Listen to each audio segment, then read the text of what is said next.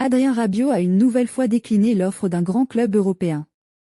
Depuis la fin de son contrat avec la Juventus, le milieu de terrain français n'a toujours pas trouvé de nouveau club, malgré la clôture du mercato. Rabiot, qui avait été prolongé par la Juventus l'année précédente après une saison réussie, a choisi de ne pas renouveler son engagement avec le club turinois cette fois-ci.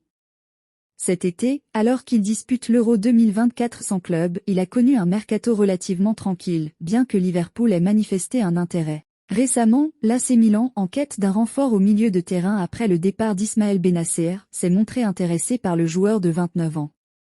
Cependant, le salaire net annuel de 7,5 millions d'euros exigé par Rabiot s'est révélé être un obstacle majeur pour les Milanais, qui ne pouvaient pas s'aligner sur ses prétentions.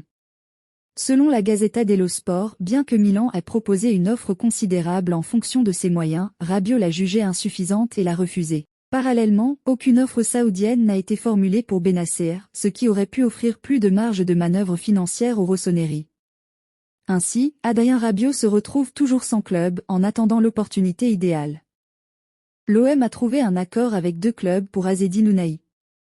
Après Samuel Gigot, un autre joueur de l'OM en manque de temps de jeu pourrait quitter Marseille. D'après nos informations, Azzedine Ounahi a reçu deux offres concrètes provenant de Grèce. Bien qu'il ne fasse pas partie du loft, Ounahi n'a joué qu'un seul match cette saison, lors d'une rencontre amicale à huis clos contre Pau au centre Robert-Louis Dreyfus. Depuis, il s'est entraîné régulièrement sans être retenu par Roberto De Zerbi. Cette situation est devenue insoutenable pour le milieu offensif international marocain, qui ne pouvait plus se permettre de rester sans jouer.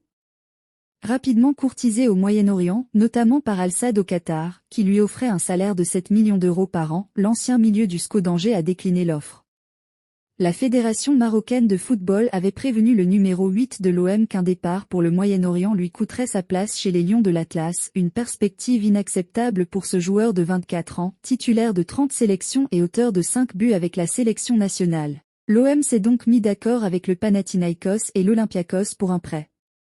Malgré la fin du mercato estival en France, Ounahi espérait encore trouver un club où il pourrait retrouver du temps de jeu. C'est dans la Super League grecque que les propositions se sont révélées les plus sérieuses. Le joueur doit maintenant choisir le club qui correspond le mieux à ses attentes et qui lui offrira les meilleures garanties sportives. Une chose est certaine, après Samuel Gigot, l'OM est sur le point de libérer un autre joueur, ce qui serait une bonne nouvelle pour la masse salariale du club marseillais si le transfert se concrétise.